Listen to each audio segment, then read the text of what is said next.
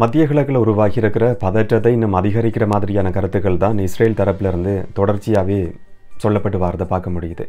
Israel பிரதமர் Benjamin Netanyahu இன்றைக்கு சொல்லியிருக்கிற ஒரு விஷயம், சர்வதேச நாடுகள் எங்களுக்கு உதவி செய்கிற நாடுகள் ஆலோசனைகளை பரிந்துரைகளை சொல்ல முடியும், ஆனால் என்ன தீர்மானம் எடுக்கணும்ன்றதை முடிவு செய்ய வேண்டியது நாங்கள் தான். எந்த தீர்மானம் எடுக்கப்படணுமோ அது கட்டாயம் எடுக்கப்படும் என்ற விஷயம் இஸ்ரேல் பிரதமர் பெஞ்சமின் நெட்டன்யாகுவால் இன்றைக்கு சொல்லப்பட்டிருக்கு. ஈரான் ஜனாதிபதி இப்ராஹிம் ரைசியும் இன்றைக்கு ஒரு இடத்தில் உரையாற்றும் போது சில முக்கியமான விஷயங்களை சொல்லியிருக்கிறாரு. இஸ்ரேல் மேலே கடுமையான விமர்சனங்கள் முன்வைக்கப்பட்டிருக்கு. இப்போ நடத்தப்பட்டிருக்கிற தாக்குதல் வெறும் ட்ரெய்லர் மட்டும்தான். ஒரு உக்கிரமான தாக்குதல் நடத்தப்பட்டிருந்தா இஸ்ரேல் என்ற ஒரு இடமே இருந்திருக்காது என்ற விஷயம் கூட ஒரு எச்சரிக்கையாக இப்ராஹிம் ரைசியால் முன்வைக்கப்பட்டிருக்கு.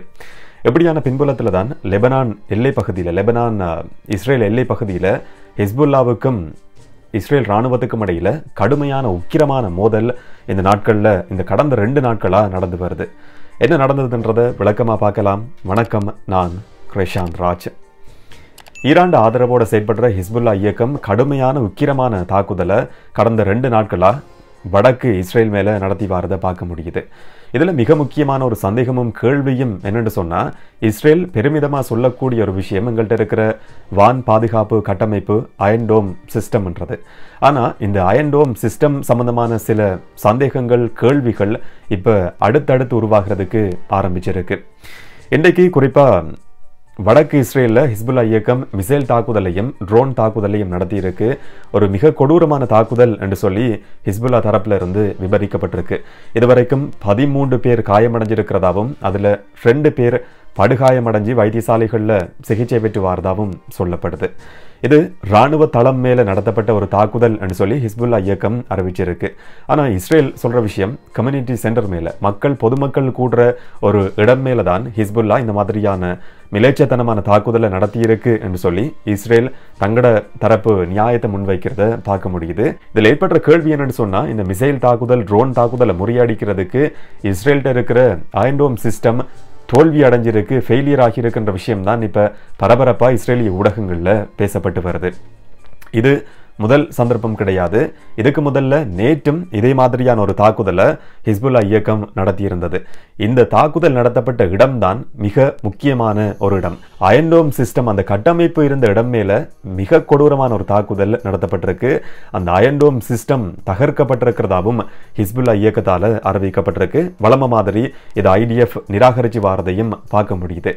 ஆனால் அந்த அயன் டோம் சிஸ்டம் மேலே இந்த தாக்குதல் எப்படி நடத்தப்பட்டதுன்ற மிக முக்கியமான ஒரு கேள்வி இங்கே ஏற்படுது. என்று சொன்னபடியான தாக்குதல்களை முறியடிக்கிறதுக்காக பயன்படுத்தப்படுற ஒரு கட்டமைப்பு தான் இந்த அயன் டோம் சிஸ்டம்ன்றது. அந்த அயன் டோம் சிஸ்டமே இப்போ ஃபெயிலியர் ஆகியிருக்கு. அது மேலேயே தாக்குதல் நடத்தப்பட்டிருக்கிறது. இஸ்ரேலுக்கு ஒரு பின்னடைவை ஏற்படுத்தி இருக்கிறதா சர்வதேச ஊடகங்களில் பேசப்படுது. இது 2வது சந்தர்ப்பம். இதுக்கு முதல்லையும் கூட அண்மையில் நடத்தப்பட்ட ஈரான் வான்வழி தாக்குதலையும் இந்த அயன் டோம் சிஸ்டம் ஃபெயிலியர் ஆகியிருந்ததா சொல்லப்பட்டிருந்தது.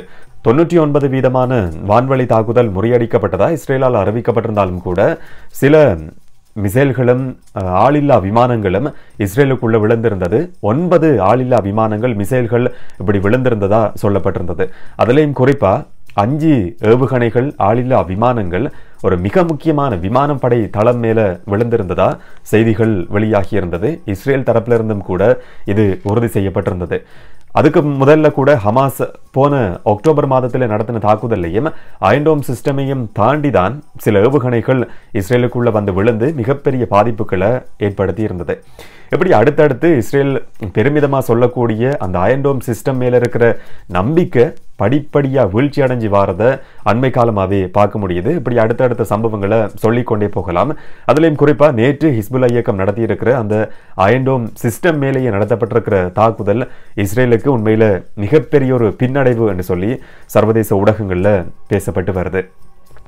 2 தரப்புக்கிடையிலையும் கடுமையான மோதல் வடக்கு இஸ்ரேல் எல்லை பகுதியிலையும் லெபனான் எல்லை பகுதியிலையும் இந்த நாட்களில் தீவிரமாக நடந்து வருது. இந்த தாக்குதல்களுக்கு பதிலடி கொடுக்கிற மாதிரி போர் விமானங்கள், ஃபைட்டர் ஜெட்ஸ் எல்லாமே இஸ்ரேலிருந்து லெபனானுக்குள்ள இன்றைக்கு அனுப்பி வைக்கப்பட்டிருக்கிறதா சொல்லப்படுது. ஒரு உறுதிப்படுத்தப்படாத செய்தியாக இருந்தாலும் இந்த தாக்குதல் நடத்தப்படலாம் என்று சொல்லி பேசப்பட்டு வரதை பார்க்க முடியுது. ஹிஸ்புல்லா இயக்கத்திட மிக முக்கியமான 2 தளபதிகள் வான்வழி தாக்குதலில் கொலை செய்யப்பட்டிருக்கிறதா ஐடிஎஃப்-ஆல் அறிவிக்கப்பட்டிருக்கு. 2 பேர் கொலை செய்யப்பட்டிருக்கிறாங்கன்ற விஷயத்தை ஹிஸ்புல்லா இயக்கமும் ஏற்றுக்கொண்டு அறிவிச்சிருந்தாலும் கூட அவங்க மிக முக்கியமான தளபதிகளா அவங்களுடைய பதவி நிலைகள் என்னன்றது சம்பந்தமான எந்த ஒரு அறிவிப்பும் ஹிஸ்புல்லா தரப்பிலிருந்து இதுவரைக்கும் வெளியாகல. வளமையாவே இந்த மாதிரியான தளபதிகள் கொலை செய்யப்பட்ட சந்தர்ப்பங்களில் ஹிஸ்புல்லா இயக்கம் அவங்களுடைய பதவி நிலைகள் சம்பந்தமான விவரங்களை வெளியிடுறது கிடையாது. இந்த தாக்குதல்ல 2 மிக முக்கியமான தளபதிகள் கொலை செய்யப்பட்டிருக்கிறாங்க.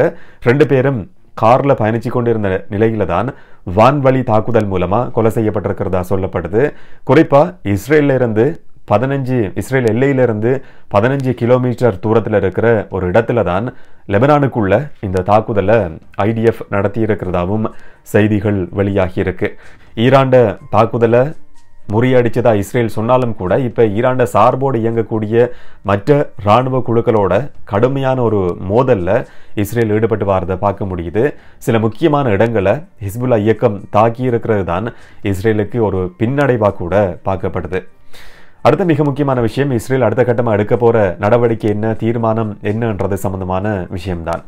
இன்றைக்கு இஸ்ரேல் பிரதமர் பெஞ்சமின் நெட்டன்யாகு மிக முக்கியமான ஒரு அறிவிப்பை வெளியிட்டிருக்கிறத பார்க்க முடியுது. மேற்குலக நாடுகள் எல்லாமே எங்களுக்கு ஆதரவா, எங்களோட பாதுகாப்புக்கு ஆதரவா இருக்கிறாங்க, அதுக்கு நன்றியை நாங்கள் தெரிவித்துக் கொள்றோம். ஆனா எங்களுக்கு ஆலோசனைகளை சொல்ல முடியுமே தவிர நாங்க என்ன தீர்மானம் எடுக்கணும்ன்றத முடிவு செய்ய வேண்டியது நாங்களாக தான் இருக்க முடியும். இஸ்ரேலோட பாதுகாப்புக்காக எடுக்க வேண்டிய சகல விதமான நடவடிக்கைகளையும் முடிவுகளையும் நாங்கள் கட்டாயம் எடுப்போம் என்ற மிக முக்கியமான ஒரு விஷயம் இஸ்ரேல் பிரதமர் பெஞ்சமின் நெட்டன்யாகுவால இன்றைக்கு அறிவிக்கப்பட்டிருக்கு. அது எப்படியான தீர்மானம் என்றது இதுவரைக்கும் தெரியாது. அதே நேரம் பிரித்தானிய வெளிவிவகார அமைச்சர் டேவிட் கெமரன் இன்றைக்கு போய் பெஞ்சமின் நெட்டன்யாகுவை சந்திச்சிருந்தாரு. உறுதியா தாக்குதல் நடத்தப்படும் என்ற விஷயம் அவருக்கும் கூட பெஞ்சமின் நெட்டன்யாகுவால சொல்லப்பட்டிருக்கிறதா செய்திகள் வெளியாகி இருக்கு. இந்த தாக்குதல் பதற்றத்தை ஏற்படுத்தாத மாதிரி ஒரு கட்டுப்பாட்டோட நடத்தப்படணும் என்ற கோரிக்கையை மட்டும் பிரிட்டன்ட வெளியுறவு அமைச்சர் டேவிட் கெமரன் இஸ்ரேல் பிரதமர் பெஞ்சமின் நெட்டன்யாகுட்ட முன் வச்சிருக்கிறதாவும் செய்திகள் வெளியாகி இருக்கு. அதை கேட்டு பெஞ்சமின் நெட்டன்யாகு செயற்படுவாரா இல்லையான்றது இதில் இருக்கிற சந்தேகத்துக்குரிய ஒரு விஷயம்.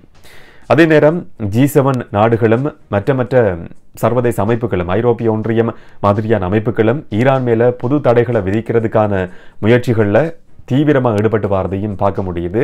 அமெரிக்காவும் மிக முக்கியமான தடைகளை, அணு சக்தி சம்பந்தமான தடைகளை கூட ஈரான் மேல புது தடைகளை விதிக்கிறதுக்கான வாய்ப்பு இருக்கிறதாவும் செய்திகள் வெளியாகி இருக்கு. என்ன நடக்குதுன்றதை பொறுத்திருந்து பார்க்கலாம். இன்னைக்கு மிக முக்கியமான சில விஷயங்கள் ஈரான் ஜனாதிபதி இப்ராஹிம் ரைசியாலையும் தெரிவிக்கப்பட்டிருந்தது. இதில் குறிப்பாக கடுமையான விமர்சனம் இஸ்ரேலுக்கு அவரால் முன்வைக்கப்பட்டிருந்தது. இன்றைக்கு ஈரான்ட தேசிய இராணுவ வீரர்கள் தினம் கொண்டாடப்பட்டிருந்தது.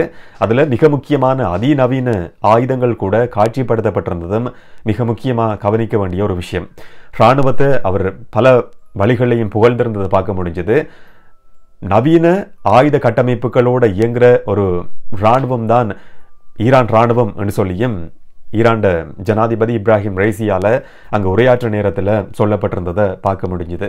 இஸ்ரேலோட ஆட்சின்றது ஒரு சிலந்தி வலை மாதிரியானது. இப்போ நாங்கள் நடத்தி இருக்கிற தாக்குதல் வெறுமனே ஒரு ட்ரெய்லர் மட்டும்தான். இதை விட ஒரு வீரியமான தாக்குதல் நடத்தப்பட்டிருக்குமா இருந்தா இஸ்ரேல் என்ற ஒரு இடமே இருந்திருக்கிறதுக்கான வாய்ப்பு கிடையாது என்ற விஷயமும் இப்ராஹிம் ரைசியால சொல்லப்பட்டிருந்தது. இஸ்ரேலோட சேர்ந்து செயற்படுற மேற்குலக நாடுகளை நம்புறதுக்கு பதிலாக அவங்களோட தனிப்பட்ட நலன்களையும் முஸ்லிம் சக்திகளையும் நம்ப வேண்டியது கட்டாயமானது என்ற விஷயமும் கூட அவரால் சொல்லப்பட்டிருந்தது. என்று சொன்னால் ஜோர்தான், ஐக்கிய அரபு அமீரகம், சவுதி இந்த மாதிரியான நாடுகள் இஸ்ரேலுக்கு சார்பா செயற்பட்டு வாரது ஒரு மிகப்பெரிய கோபத்தை கூட ஈரானுக்கு ஏற்படுத்தி இருக்கு. அதுக்கான விமர்சனமா இந்த கருத்தை நம்ம பார்க்க முடியும். இப்படி 2 தரப்புமே மாறி மாறி விமர்சனங்களை முன்வச்சு ஒரு வார்த்தை போரில் ஈடுபட்டு வாரது தான் பார்க்க முடியுது. இது அடுத்த கட்டத்தை நோக்கி நகருமா இல்லையான்றதை நம்ம பொறுத்திருந்து தான் பார்க்க வேண்டியிருக்கும். இது எல்லாமே தங்கி இருக்கிறது இஸ்ரேல் பிரதமர் பெஞ்சமின் நெட்டன்யாகு எடுக்க போற தீர்மானத்தில் தான். இன்னும் ஒரு வீடியோவில் இன்னும் ஒரு தகவலோடு சந்திக்கலாம். வணக்கம்.